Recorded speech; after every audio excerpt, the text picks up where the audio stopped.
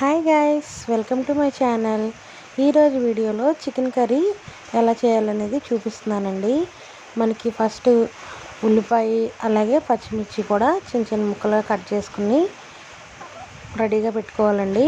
ఆ తర్వాత ఒక బాండీ పెట్టుకుని దాంట్లో కొంచెం ఆయిల్ వేసుకుని కొంచెం హీట్ అయిన తర్వాత లైట్గా ఈ ఉల్లిపాయ పచ్చిమిరపకాయ ముక్కలు అయితే వేసేసి కొంచెం దోరగా వేగిన తర్వాత అల్లం వెల్లుల్లిపాయ పేస్ట్ వేసి మరి కొంచెం సేపు అయితే వేయించుకోవాలి. ఆ తర్వాత పచ్చివాసన పోయిన తర్వాత కొంచెం చికెన్ నీట్గా కడిగేసి చికెన్ అయితే వేసుకోవాలండి. ఆ వేసిన తర్వాత ఫస్ట్ ఒకసారి తిప్పేసిన తర్వాత కొంచెం ఉప్పు అలాగే కొంచెం పసుపు అయితే వేసుకోవాలండి. వేసుకున్న తర్వాత కాసేపు అయితే మూత పెట్టేసి ఉంచుకోవాలి. మనం అలా మూత పెట్టేయడం వల్ల దాంట్లో ఉన్న వాటర్ అనేది వస్తుందండి. చికెన్లో ఉన్న వాటర్ అంతా బయటకు వచ్చేస్తుంది. ఆ తర్వాత మళ్ళీ ఒకసారి తిప్పి కొంచెం కారం అయితే వేసుకోవాలండి. అలాగే అలా కాసేపు ఉంచిన తర్వాత కొంచెం ఉడకడానికి మాత్రం ఒక చిన్న టీ గ్లాసుడు అన్నమాట, అంటే టీ కప్పుడు కొంచెం వాటర్ పోసుకోవాలండి. ఆ వాటర్ పోసుకున్న తర్వాత అది కొంచెం దగ్గరికి ఉడికేటప్పుడు మన ఇంట్లో కరివేపాకు ఉంటుంది కదండి, కొంచెం నీట్గా కడిగేసుకుని ఆ కరివేపాకు అయితే కొంచెం చికెన్ కర్రీలో వేసుకోవచ్చు. అందరూ అనుకుంటారు చికెన్ కర్రీలో కరివేపాకు ఏంటి అనుకుంటారు కదండి. మీరు ఎక్కడైనా గమనించండి, రెస్టారెంట్లో కానీ లేదా బయట ఇంకెక్కడైనా సరే చికెన్ కర్రీలోకి కరివేపాకు వేస్తే ఆ ఫ్లేవర్ అనేది చాలా చాలా బాగుంటుందన్నమాట. ఒకసారి మీరు కూడా ట్రై చేయండి. తెలిసిన వాళ్ళైతే స్కిప్ చేసుకోండి.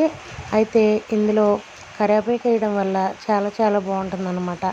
ఆ తర్వాత కొంచెం కొత్తిమీర కూడా కడిగి వేసి కాసేపు మళ్ళీ మూత పెట్టిన తర్వాత మనం దీంట్లోకి వేసేయి చికెన్ మసాలా అనమాట, అంటే మేము ఇంట్లో ప్రిపేర్ చేసింది అయితే వేస్తున్నామండి. అలాగే ధనియాల పొడి కొంచెం వేసుకుని కొంచెం ఆగిన తర్వాత గరం మసాలా పొడి కూడా వేసుకుంటే చాలా బాగుంటుందండి. దింపేసే ముందు కొంచెం కొత్తిమీర వేసుకుంటే బాగుంటుంది. చాలామంది పుదీనా వేస్తారండి, నేనైతే అసలు పుదీనా అయితే వేయనండి. ఎందుకంటే అది ఒక రకమైన ఫ్లేవర్ వస్తుంది. అది బిర్యానీకే కానీ చికెన్ కర్రీకి అవసరం లేదనేది నా ఉద్దేశం. మీరు కావాలంటే వేసుకోండి. అలాగే చికెన్ కర్రీ ఉడికేటప్పుడు ఎప్పుడూ ఖచ్చితంగా మూత అనేది ఉండాలండి, లేదంటే దానికి ఉన్న అరుము అంతా పోతుంది. చూశారు కదా, నేనైతే ఈ విధంగా చికెన్ కర్రీ అనేది ప్రిపేర్ చేశానండి. నాకు వచ్చినట్టు చేశాను. దీనికి ఎవరు పేర్లు అయితే ఏం పెట్టొద్దండి.